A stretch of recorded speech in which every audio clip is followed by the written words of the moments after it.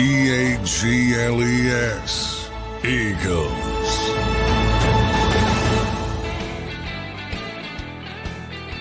Welcome in, everybody, to a Tuesday edition of Birds 365 here on JAKIB Sports. That's John McMullen. I'm your host, Zander Krause. Give us a follow on X at JF McMullen for Johnny Mac and at Real Zander.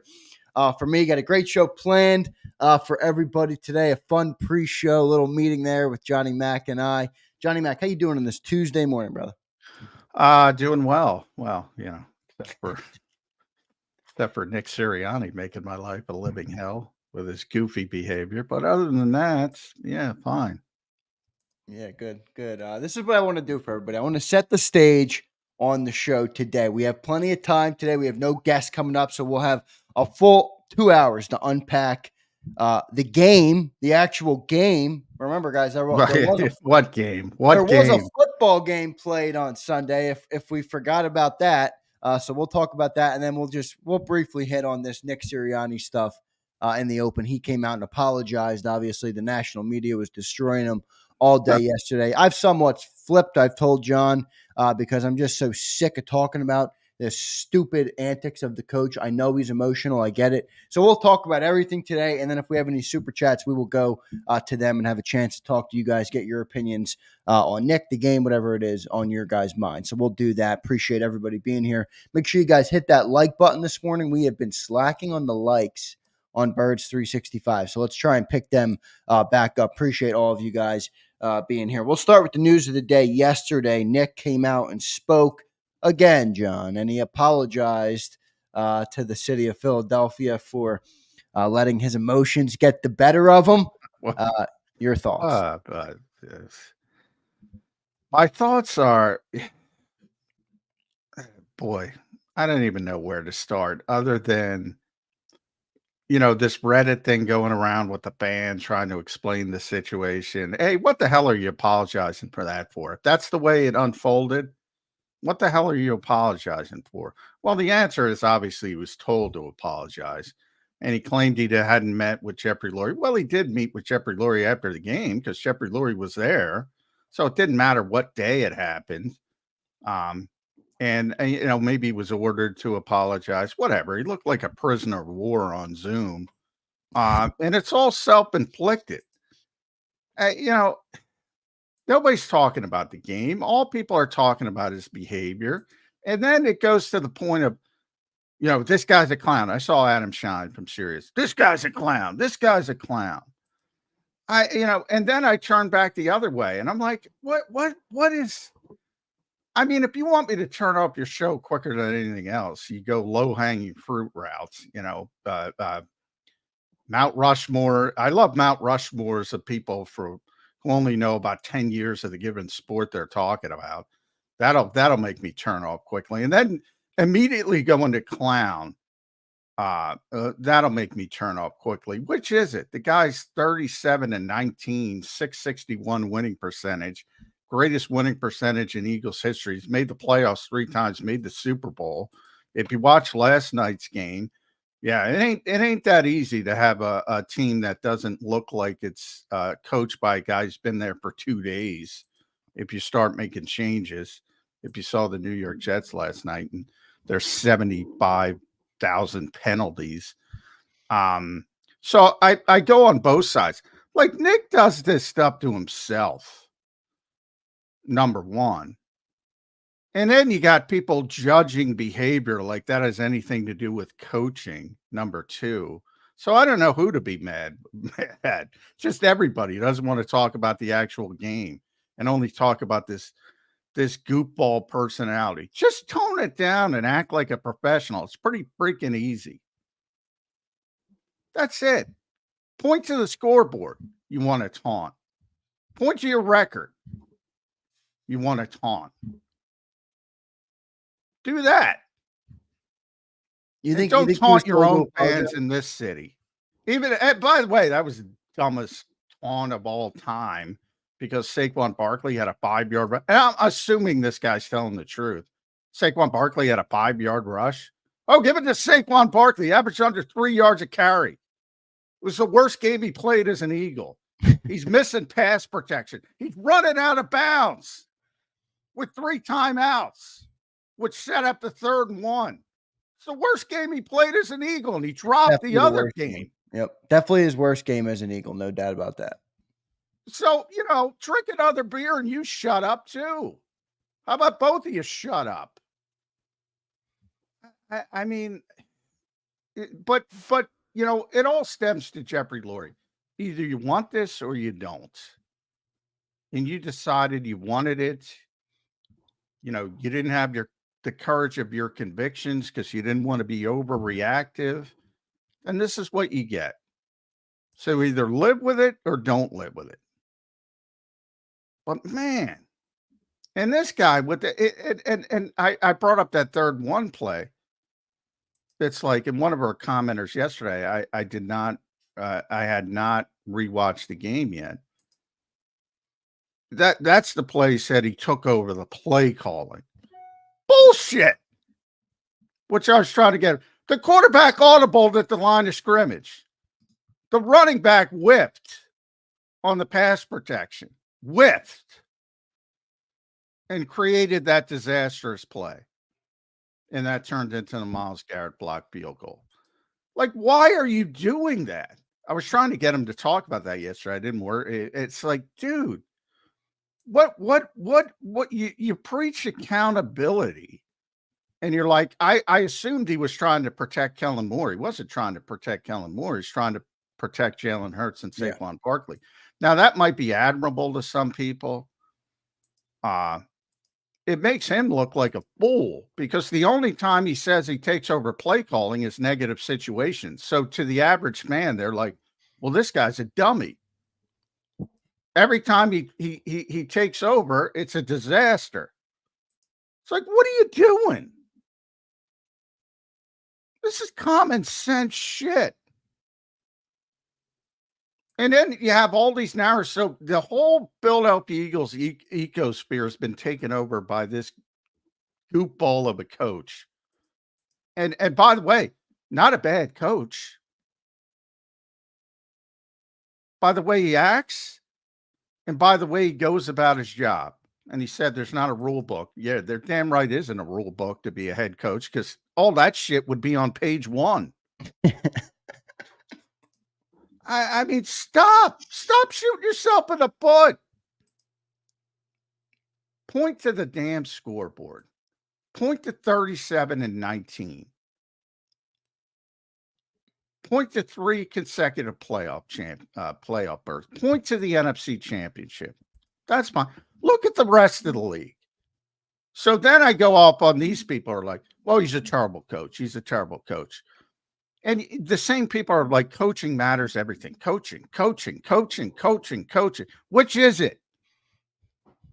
Coaching's everything? Well, he's got a lot of talent. All right, then you don't want to blame the talent when you lose. Then it's the coaching.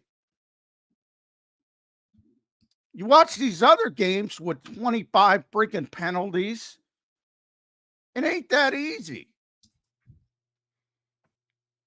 It's frustrating.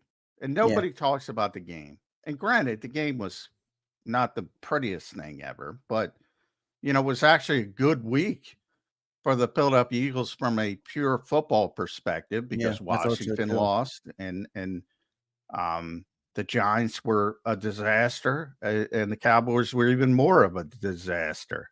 And they at least got a win. So it was kind of positive from a football sense. You wouldn't know that. Yeah, and I, to be honest with you, I know it wasn't a perfect game for the Eagles playing-wise, but I did think there was a few things there that you can build on. The turnover-free football, Jalen's looking better against the blitz. I think your defensive line is starting to show up in flashes. I thought Cooper DeJean and Quinyon Mitchell are maybe to look like 2 of your best defensive draft picks in a while since, Jalen Carter's there too, but I think there's some things to build on football-wise in that game, and all of them have been swept under the rug because Nick decided to chirp at a fan base that's been calling to fire him for 5 straight weeks. Like, can I just ask Philadelphia this? Because I got ripped on the afternoon show yesterday, John, because I came on, I'm like, all right, I'm done with this. I'm done with this stupid take of Nick Sirianni yelling at fans. I don't care. Are we really this soft? Like, we're going to call for a guy's job for 12 straight weeks all off season, and he does one thing back to us, and we're like, the whole hell is freezing over. I mean, look, I get it. The coach should be held to a different standard, and the professionalism of it can be questioned. I agree with that. But are we really crying about this like we are? I think it's a little bit obnoxious, John. If I'm going to be honest with you. Well, yeah. Well, I mean, fans can be obnoxious. That's part of the job. You got to deal with it, especially in this town. Yeah, but isn't it unbecoming of a team of a fan base that says all we want is to win more Super Bowls and to be a winning franchise? I mean, we're crying about Nick chirping. That's not like that. That's not what a great organization would be worried about, or a great fan base. Well, the fan base, you push back on me when I was ripping the fan base yesterday. I'm going to push back on you a little bit. Yeah, good. It's fine. I mean, look, yeah. I mean, they're assholes at times. They're completely uneducated at times, completely, which they hate to hear. And again, this is generalities. There's a bunch of really smart fans, but I'm talking overall. As we talk about, I just talked about coaching versus personnel versus coaching all the time. You want it one way when things are going well, another way it's all the coaches. That's uneducated. I mean, I don't know what other word to use. So there's all that stuff. The passion quickly, they had the 3 and out, understandable because they've been so bad starting, and the boos start right away. So you can't act like when in the post game pressure, when the rare time Nick is telling the truth is like, yeah, when they're loud in a good way, it helps us, and when they're loud in a bad way, it doesn't help us. Essentially, what he said. Well, duh. I mean, if you're at a home game and you want to be that loyal fan base, I mean, you don't boo that quickly. I'll say that.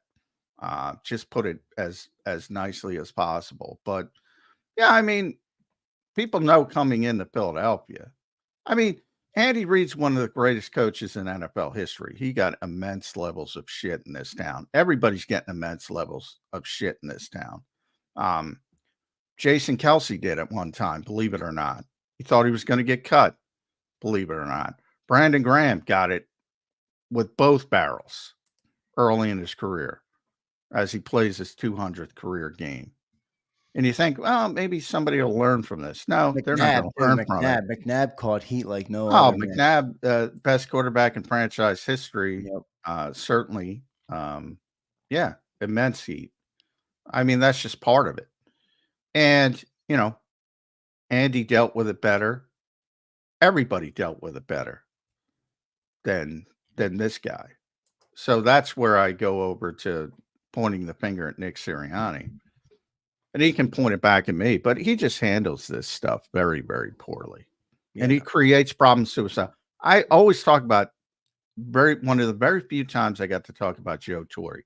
Now, there is a guy who you talk about immense expectations. He was expected to win every single year.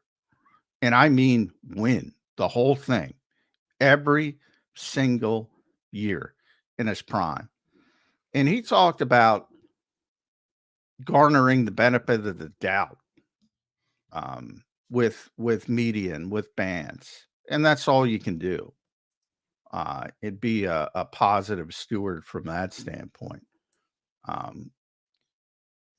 You don't do what Nick Sirianni does, and open up windows to where every Tom, Dick, and Harry can call you a clown and criticize you. The clown. You saw a couple clowns last night, and as I said, just from a pure coaching ability, you could do a lot worse from Nick Sirianni. But the job is way bigger than that. Right. And there's all these ancillary things you have to deal with as a head coach in this league. And he's not good at those. Good shout to Joe Torre there. How many rings did he end up winning in his tenure? 4? 4 or 5, I think. Well, Joe got 1. I think 4. Yeah. Legendary Yankees manager. I think they won last night, right? I didn't catch that game. My brother lives in New York City. He was at the game. They did. Taylor Swift was there as well with Oh Travis God. Kelce. Oh So, God. Now yeah, Taylor Swift at the baseball yeah, game. Oh exactly. God. All right. Well, we'll move. We'll move. We'll move on from that. Taylor's Travis is a big Cleveland. Oh, right. Yeah, Not, they grew up in not Cleveland. Indians. What the hell do they call Guardians? Cleveland Guard. Yeah, Cleveland Guardians fan. Yeah, right. They're not the Indians anymore. That's right. Good series there, John. Before we move on, I do want to talk about some football today, and we'll get to some supers. We got one. Abe, I saw yours come in. Don't worry, I'll get to that in a second. Do you think Sirianni apologized because he was told to apologize? Yes, absolutely. Absolutely. Like I said, I mean, he was so downtrodden and beaten. Yeah, it was very similar to, he got taken into the principal's office and probably read the riot act. John, you Yeah, were I there mean, for him this morning. abso-freaking-lutely. And by the way, he shouldn't have apologized. And that's what I said. I hate it. I'd rather you just stick to your guns. If But I that get it. story was true, I would have said it wasn't a big deal. We were jawing back and forth. I was having some fun with him. Blah, blah, blah. That's it. How difficult is it to say that? Now, I don't know if that's true, that story. Well, remember the perception. I mean, I said it yesterday. I flipped, John. I must have flipped through 10 channels yesterday trying to find a sports show that wasn't calling Nick Sirianni a clown. That was I my know. It's that was by my the way, objective for the day, and I the failed. clown people, that's like the people in politics who call everybody Hitler. Like, Trump is Hitler, Biden is Hitler, everybody's Hitler, which is always hilarious to me because, if they were Hitler, you wouldn't be allowed to call them Hitler. Trust me. Yeah, right. The people are stupid. And then anybody who calls a sports person a clown, that's the version of it. It's like, you got the clown makeup on. Come up with something else, the low-hanging fruit. With Nick Sirianni, it's about like if you program your GPS, it's going to get you to your destination wherever you go. No matter how many wrong turns you make, it's always going to take you to your predetermined destination. And there's so many people in this town and nationally who are at a predetermined destination with this guy, and he keeps giving them extra buyers, extra logs to throw on the buyers. But the offense is a perfect indication. I tell you about, he's taking play calling away from Vic. He's taking play calling. No, he's not. Jesus, use your head, people.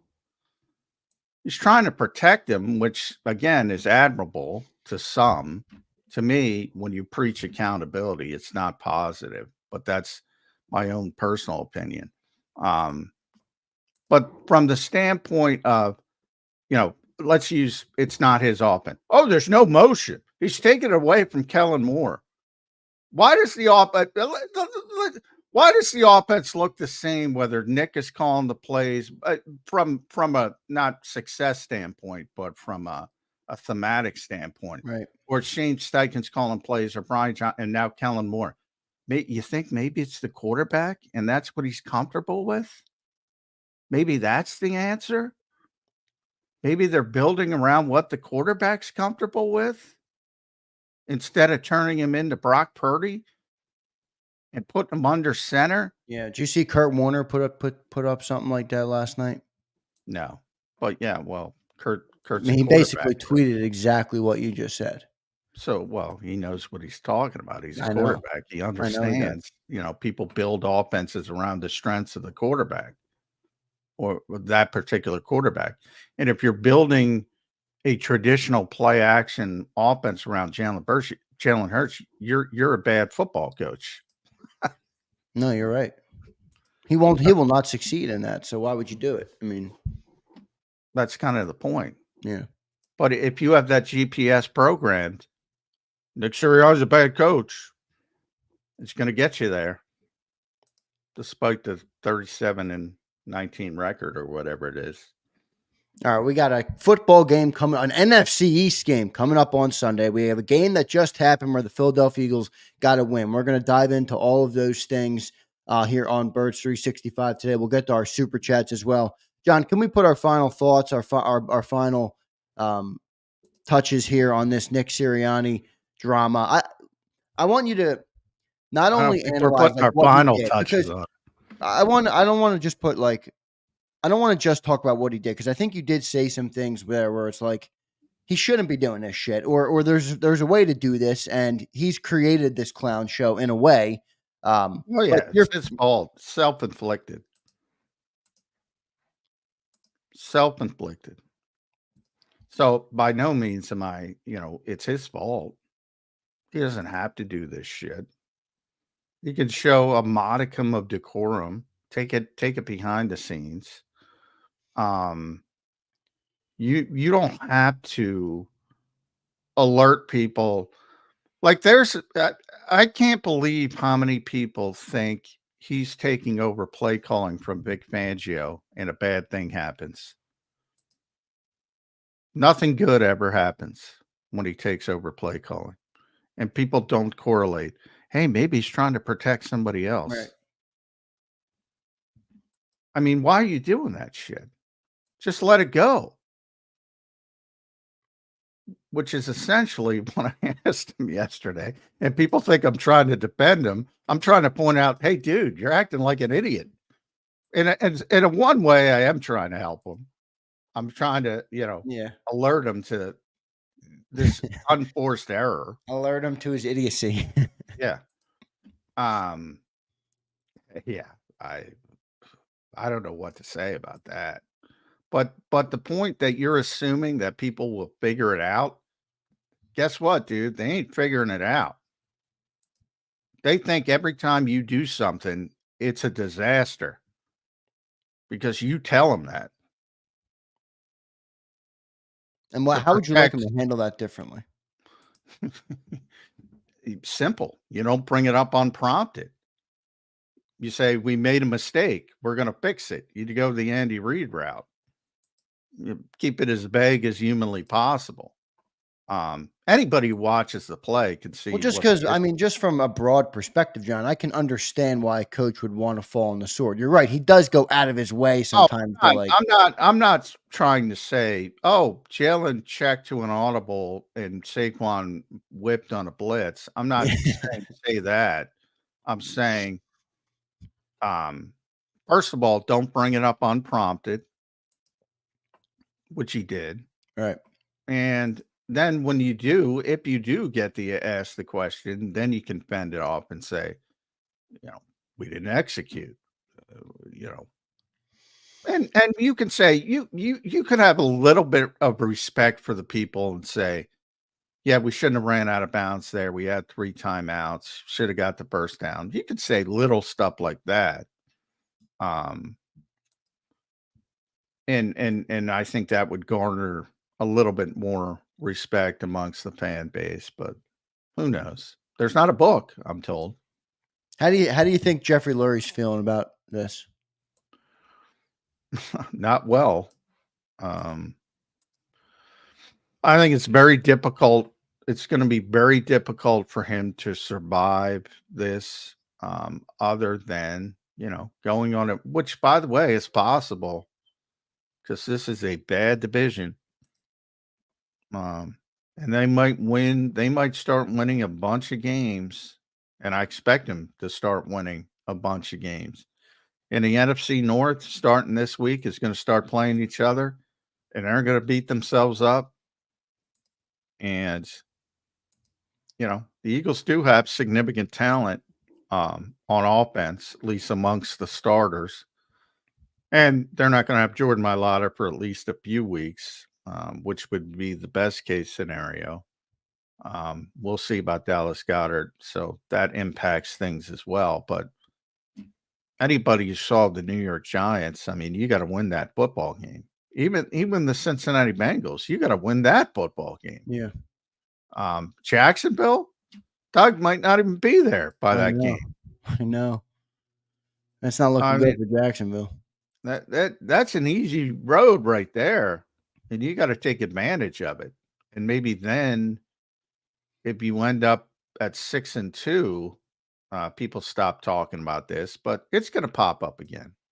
Oh, no doubt. It's definitely going to pop up again. Let's get to a couple super chats here before we get to a break. And then after the break, we're going to dive into some football. I do want to get John's takeaways from the football. All the talk I've done with John the last 2 days, I feel like I don't even know what his opinion on the game was or his takes on the actual football game that were played that ensued the 60 minutes prior to Nick Sirianni's outburst. Appreciate everybody in the chat today.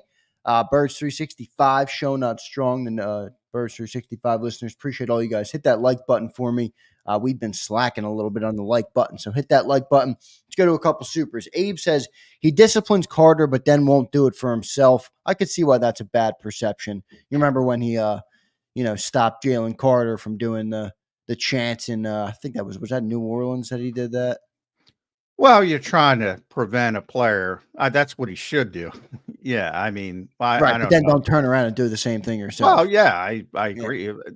It was dumb, but you're trying to, obviously, with a player, you're trying to limit potential other, whether, fine, suspension, whatever, try to calm the situation. Yeah, with the head coach, you shouldn't have to do that, but yeah, evidently, sometimes you have to do that. Yeah, How big of a deal Don became a superstar nationally because, the Eagles couldn't control themselves on the sidelines during his suspension. Like, what is going on? What, that part of it is just utterly ridiculous. Like, why is Dom DeSandro? And I love the guy, and he's tremendous, phenomenal personality. That's why everybody loves him. Why is he a superstar? Because when he got suspended last year, the team went in the tank. Yeah, it's so easy to stop, and he can't stop himself. Goofy Nick.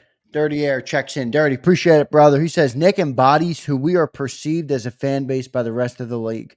Rude, loud, obnoxious, and cocky. He can do better how he carries himself, but maybe we can do better as fans. Yeah, but Dirty, the only problem with that, and I don't disagree. I mean, I grew up in this city. I understand how we are. Nick is a professional as a head coach, right? You're supposed to be different than the fans, but I do see what you're saying, John. Your response to Dirty Air.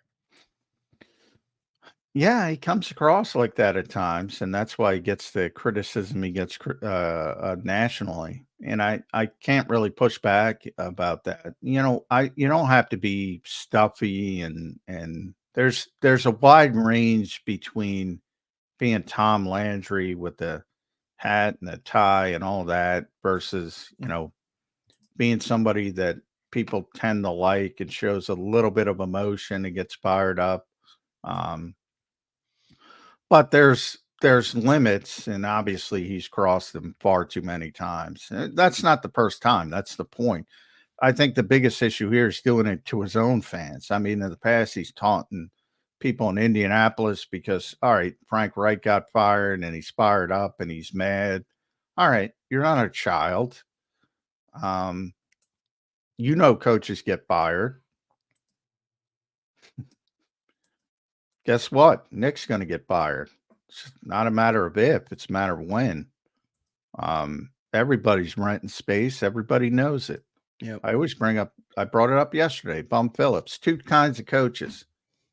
Them that's hired, them that's fired. Everybody has a shelf life. Everybody.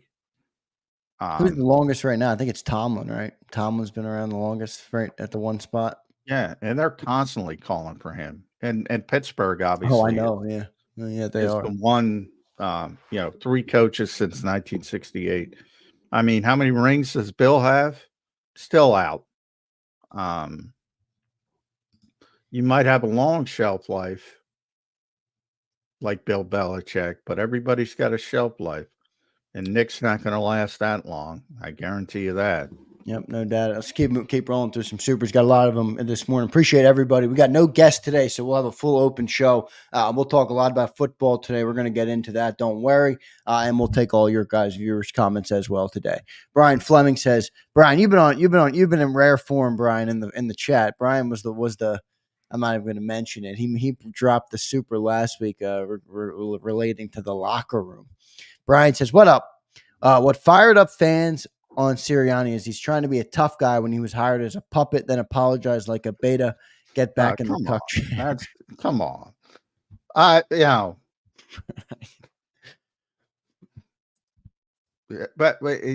I don't think he's trying to be a tough guy. I would say number one, other than the normal football mentality, where everybody's a certain amount of tough. But the apology came across as forced. I'm not going to call him a cuckold, but he's got a well-paying job, and your owner tells you to apologize. You better apologize.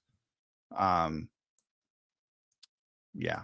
think you're going a little bit too far. Yeah, come on, Brian. Brian checking in. Brian, you're in rare form. And Martine checks in. Good morning, Zander and John. Good morning, brother. Was Sirianni hired to fix Wentz due to his Frank Reich connection? Saw that on another podcast being repeated. Never knew that. I mean, if you look at the timeline, he was brought in before Wentz was traded, but John would know more about this than me. Yeah, I mean, the Eagles, when they went through that process, they're basically all the interviews were, how could you fix Carson Wentz? They had planned to give it one more try with Carson Wentz. If that was their main goal at that particular time. And Carson actually steered it to like, I'm not coming back to this place. So originally everybody they interviewed was, a big part of the process was, hey, what's your plan for fixing Carson Wentz before things went off the rails? So, they weren't hiring him to fix Carson Wentz, but the plan was that they were going to try it one more time with Carson Wentz at the time. Yeah, it didn't work out, obviously, that way. Carson wanted out, and off he went. James Carver checking in. James, appreciate it, brother. J-Mac, I get the logic of thinking accountability versus taking blame for others, but that also somewhat assumes the actions inside the locker room are same as publicly. But as BG and Landon said last night, he very much corrects privately, which I think is the much more important matter here. Oh, yeah, I talk about it all the time. I mean, Jason Kelsey calls him the best accountability coach he's ever had. Privately, they put up numbers like when they're going over the film, Saquon's number is going to be up there back to back on those two particular plays, along with Jalen's on the audible. I'm talking about the public facing nature of this industry. You have to navigate that better. Like I said, don't bring it up unprompted, number one. And then you're going to get the question eventually, and then you can fend it off like every other coach fends off. Most coaches don't throw their players under the bus. Nobody's saying throw your players under the bus. Right. I'm saying don't say, especially in this environment where everybody thinks you're taking away from Kellen Moore and everything good is Kellen Moore, everything bad is Nick Sirianni. Don't feed into that because it's creating this narrative that hurts the football team. And now you have the same thing with the defensive side and Vic Fangio. Like, why are you saying that? Vic. I mean, nobody believes that.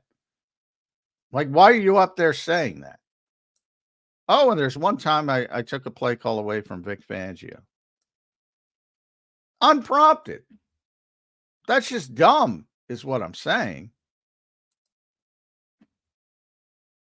It's pretty dumb even if you get asked the question, although I don't know why that question would ever arise. So why are you bringing that up unprompted? It's just self-inflicted. Good answer there, Johnny Mac. James, appreciate that super chat. Suo says, good morning, fellas. Good morning, Suo. Thanks for being here, my friend. Alexander Harris checks in. Why is scoring in the first quarter such a big deal? If they do and lose the game, did it matter? Why is everything such a big deal with Nick when the players love him? Isn't that all that matters? And John, before you answer, I said this yesterday, and I'll continue to believe this. Everything everybody says on the outside, whether it's me, whether it's FS1, ESPN, Filio, John McMullen, it doesn't anybody on YouTube, we don't matter. The dudes inside the locker room matter. Everything we say is a reaction or a report on what they do. If they're all bought into Nick, does it really matter? And I'll say this. It seems like they are all bought into Nick. Whether they are or not, I don't know. I'm not inside the locker room. I'm not boots on the ground like you are. You would know more than I would, and even, you might not fully know. They seem like they're bought into the head coach. Your response to Alexander and then what I just said. Well, I always say there's 70 plus people when you count the practice squad, injured reserve, all that. No, anytime you have a group that large, not everybody's on board with everybody. That's true. Not the way it works. Yeah, for the most part, I mean, the players have you saw it after the game. I mean, CJ Gardner-Johnson was really kind to Nick after the game. Brandon Graham, Jalen Hurts, which hasn't been the case, so he got talked to as well. Yeah, for the most part, the players don't have an issue. As far as why first quarter scoring, first drive, it's not sustainable. Nick has said it before he got defensive as well. That's why it's a big deal. It's not sustainable. If you fall behind in games, long term, you're not going to go where you want to go. So they know they have to fix it. He said it a million times. They're the only team in the NFL that hasn't scored in the first quarter. It's not sustainable. Right. When they're look at their numbers in 2022 and their domination, getting leads is very important in this league. Now, as he correctly pointed out, the offense had a slow start. The defense did not against Cleveland, which is right, but that was not the question. The question was about the offense. He knows it. Everybody knows it. Jalen Hurts knows it. He talked about it because he understands it. Yeah, the reason why it's a big deal, it's not, you can't play that way long term and have consistent success. Good response there. Alexander, thanks for the super chat. One more, and then we'll get to our commercial break. James Carver checks in again. BG addressed the Jalen Carter discipline aspect last night and said, people do not know players. They think they do. Everyone needs to protect Jalen Carter from himself because he can go places they don't want him to if he's not helped to stay there. It's a fair point. You might want to keep Jalen Carter on the rails more so than Nick. I don't. But I think Jalen Carter, because of every interaction I've ever had with Jalen Carter is a positive one. He's very nice young man, very respectful. I would say I think he's a little bit immature.